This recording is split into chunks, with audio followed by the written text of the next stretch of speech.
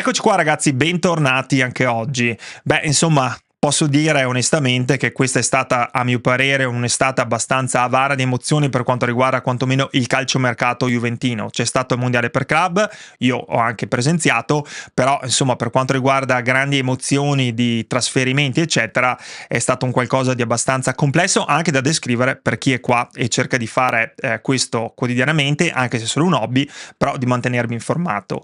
Credo che comunque mettersi qua oggi a fare un altro video per quanto riguarda il calciomercato, quello che potrebbe essere, le congetture, eccetera, eccetera, abbia veramente poco senso, anche perché io sinceramente mi sto annoiando, ve lo dico in sincerità, senza polemica. Comunque vi riporto le ultime novità che sono chiare.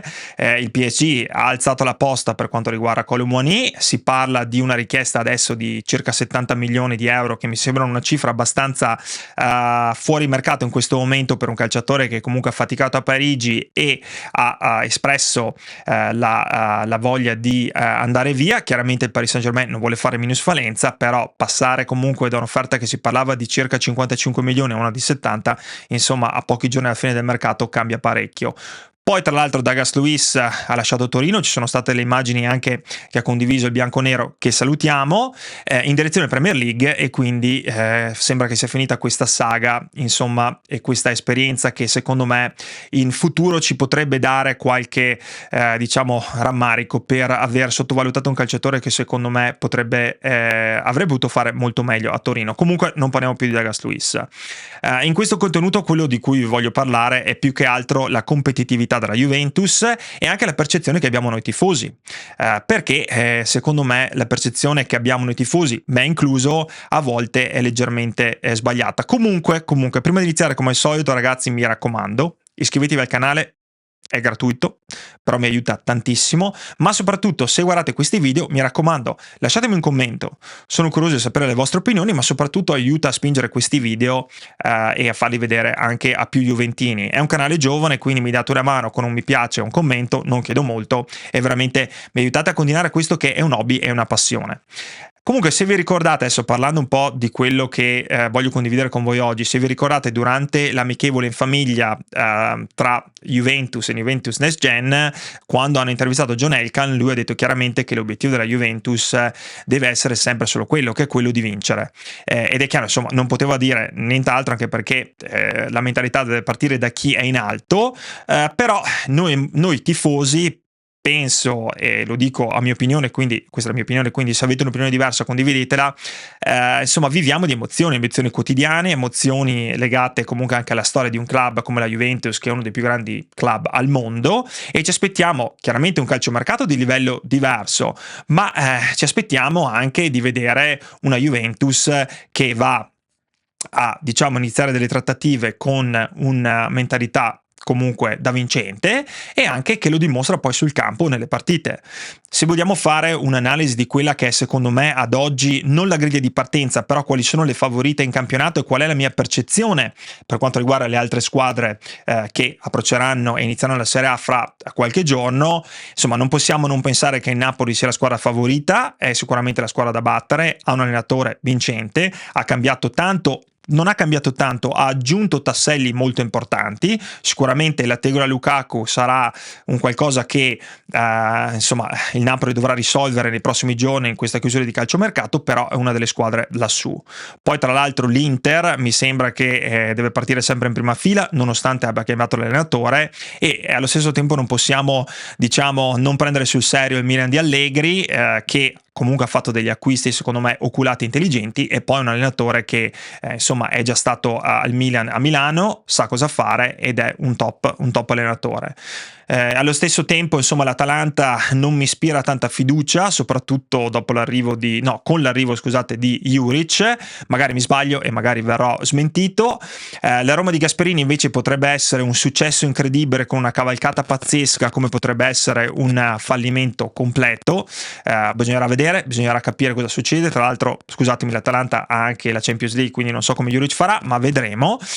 Quindi vedremo cosa farà anche Gasperini alla Roma. La Lazio di Sarri in realtà con il mercato bloccato dovrà davvero dare il massimo per cercare di arrivare in Europa, che credo che sia l'obiettivo insomma del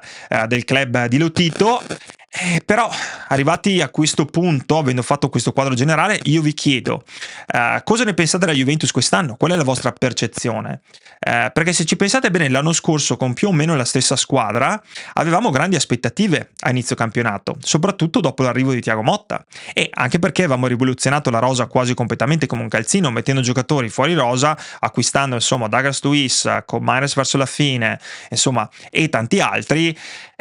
Credo che ci fosse una sensazione diversa. Allora, come mai, vi chiedo, quest'anno sembra che le aspettative siano molto inferiori, come quasi se la squadra si fosse indebolita in maniera così incredibile, quando in realtà, se guardate i dati, non è così. Anzi, se ci pensate, se Vlahovic rimanesse, è chiaro che noi speriamo ancora che si muova qualcosa prima della fine del mercato, però se Vlahovic rimanesse inizieremo il campionato con una punta in più rispetto all'anno scorso, grazie all'acquisto di Jonathan David, perché l'anno scorso Milik non l'abbiamo mai visto, la seconda punta ci è arrivata a gennaio con con il prestito, scusate, oneroso di Kolo Muani, che in realtà poi ha segnato, mi sembra, 10 gol, e ci ha chiaramente dato una mano per arrivare in Champions League. Però abbiamo anche un Bremer in più, un Bremer che, se sarà integro per tutto l'anno, ha già dimostrato in queste amichevoli come può aiutare la squadra, aiutare anche il suo reparto a crescere. Giocatori come Kelly potrebbero diventare da un problema a un calciatore che ci può anche stare nelle rotazioni, e allo stesso tempo, secondo me, darà fiducia all'ambiente e alla squadra. Tra l'altro, se adesso andiamo a pensare alla cessione invece di Douglas Luiz, per noi è quasi irrilevante, perché l'anno scorso non l'abbiamo praticamente mai visto. È chiaro che è una casellina che si svuota, però l'anno scorso non ha praticamente mai giocato con entrambi gli allenatori, nonostante io fossi in disaccordo. E invece con Miners, che è un calciatore che abbiamo insomma criticato l'anno scorso, ha fatto tanta fatica, potrebbe per assurdo diventare il nostro acquisto per quest'anno. Pensate un po' come vanno le cose, come possono essere così strane. Sicuramente sarà difficile affrontare tutte e tre le competizioni, cioè la Coppa Italia, che può essere insomma qualcosa di relativo perché non inizia fino a quando i giochi insomma sono già in movimento, sappiamo com'è quando arrivi tra le prime 4 in Italia, però insomma la Champions League potrebbe essere un po' più faticosa e lì probabilmente avremo un deficit forse dal punto di vista della rosa, però vi ripeto ancora, non è una squadra molto diversa dall'anno scorso questa che abbiamo quest'anno. Tra l'altro quest'anno, invece di avere in panchina Thiago Motta, che ha creato un sacco di problemi anche con il gruppo, abbiamo invece in panchina Tudor, che è un grande motivatore e l'ha già dimostrato. E tra l'altro in queste ultime partite, se avete visto, adesso che c'è stato più tempo per il mister di lavorare, insomma abbiamo visto una squadra che ha un'idea di gioco e un gruppo che in realtà ci sta mettendo l'anima e ci sta mettendo molto di più di quello che avevamo visto con Thiago Motta, non all'inizio, però mi sembra che questa Juventus di Tudor potrebbe essere una Juventus molto più tignosa di quello che ci aspettiamo. E Tudor ha chiaro e in mente che quando sia la Juventus l'obiettivo è veramente lo stesso di cui ha parlato Elka, anche quello della vittoria. Io sono convinto che i tifosi, se adesso andiamo a chiedere ai tifosi di Milan, Inter e Napoli eccetera, non danno la Juventus come sesta, settima, ottava per quanto riguarda la posizione in campionato, gli danno molto più credito di quello che gli diamo noi tifosi. È una cosa anche normale, a parte il Napoli. Vi assicuro che forse, anche se chiedete agli interisti eccetera e ai milanisti, sì, forse non hanno la stessa percezione che abbiamo noi della loro squadra, perché è un qualcosa di normale. A noi sembra che tutto sia fermo, che Comolli non abbia fatto niente, ma in realtà Comolli ha dovuto fare parecchio e molto di più di quello di cui pensiamo. Con la rosa corrente, tra l'altro, a patto di non avere lo stesso numero di infortuni che ci hanno distrutto la stagione l'anno scorso, perché è stato veramente un disastro, credo che lottare per il campionato non sia un'utopia in questo momento. Cioè, se ci pensate, alla fine il campionato di Serie A con la squadra che abbiamo non è un'utopia. Non è un'utopia. L'Europa può essere un'utopia, l'Europa può essere un qualcosa di molto più difficile, però esistono scavalcate anche in Europa di squadre, basti pensare al Borussia Dortmund, che fanno una stagione perfetta e arrivano a giocarsi persino una finale. Non sto parlando di quello, però dico che bisogna essere un po' più positivi in questi momenti, anche perché credo fermamente che Motta fosse stato l'anno scorso colui il quale insomma avesse creato questi problemi all'interno del gruppo e anche sgretolato un po' quella voglia che c'era di fare all'inizio della squadra. L'anno scorso, tra l'altro, abbiamo fatto 3 acquisti negli ultimi 4-5 giorni di calciomercato, quindi pensare che il calciomercato sia fallimentare e finito è sbagliato. I giochi e i conti si devono fare sempre, secondo me, alla fine, anche perché 2-3 colpi arriveranno di sicuro. Cioè, io ne sono abbastanza convinto che nei prossimi giorni almeno 2, forse 3 colpi arriveranno. E ci vuole anche cautela in questo momento, perché come sapete l'anno prossimo avremo almeno 5-6 calciatori che arriveranno a fine contratto, e questo in realtà libererà, se ci pensate, che è una follia, tra il 30 e il 35% della potenzialità salariale che la Juventus, è una cifra tantissima, cioè il terzo, una cifra grandissima, è il terzo quasi del potenziale della Juventus che ha per quanto riguarda il budget salariale. Quindi fare degli acquisti adesso nel senso di getto, come potrebbe essere spendere questa cifra in mano per Colomani, dove a 70 milioni secondo me il Paris Saint-Germain se lo deve tenere, la Juventus deve andare per qualcun altro, sarebbe anche sbagliato, perché poi l'anno prossimo con Vlahovic, che se ne va comunque vada, se non se ne va adesso se ne va l'anno prossimo, beh insomma quello ti darà l'opportunità di scegliere tu chi vuoi. È chiaro che magari non ci saranno così tanti calciatori disponibili perché tanti attaccanti si sono accasati, però chi lo sa che nei prossimi 12 mesi non viene fuori qualcuno, un giovane interessante che magari potrebbe essere un giocatore interessante per la Juventus. Cioè dobbiamo anche fare i conti col fatto che adesso fare delle scelte sbagliate potrebbe poi pesarci per i prossimi 3-4 anni, quindi secondo me come lì la dirigenza sta facendo anche queste riflessioni. Comunque la cosa importante è anche non darci per vinti in questo momento, perché mi sembra che ci sia quella sensazione che alla fine la Juventus non ha fatto nulla, però vi ripeto, non possiamo partire dall'anno scorso con un certo tipo di euforia e quest'anno darci per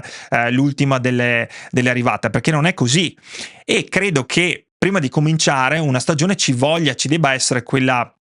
positività, quella voglia di vincere, quella voglia anche di andare a guardarci una partita della Juventus di nuovo e credere in questi calciatori, perché non possiamo poi andare a giudicare chi gioca la domenica con la maglia bianconera se noi comunque ci diamo per vinti ancora prima che inizi la stagione. Secondo me questo è un concetto sbagliato. Io personalmente, e ve lo dico, ma questa poi è onestà, è il mio parere, non vedo l'ora che c'è la partita di domenica, non vedo l'ora di vedere la Juventus contro il Parma, vedere cosa faremo, come giocheremo, come Tudor approccerà la partita, e anche godermi queste prime partite, perché sapete che anche le squadre insomma considerate un po' più provinciali e dalla metà di classifica in giù, in realtà a inizio campionato possono essere veramente degli ossi duri da affrontare. Pensate al Verona l'anno scorso che va a battere il Napoli al primo di campionato con insomma Conte che perde la testa, quindi non possiamo pensare diversamente. Io dico semplicemente che oltre a vedere la partita, io spero anche che questo calciomercato finisca abbastanza velocemente, perché a mio parere il calciomercato è troppo lungo, sono troppi mesi di calciomercato. Io vorrei un calciomercato che inizia al 1° di luglio e finisce al 30 di luglio, così gli allenatori hanno già a disposizione questi calciatori. Inoltre non vi dimenticate che quest'anno ci sono un sacco di novità per quanto riguarda il VAR, per quanto riguarda anche come saranno condivise le scelte VAR con noi spettatori allo stadio e a casa, e quindi insomma bisogna approcciare questa nuova stagione con tanta positività. Quindi positività, elmetto e sempre forza Juve. Ci sentiamo in questi giorni, di novità ce ne saranno, vi assicuro, rimanete positivi, un abbraccio, ciao.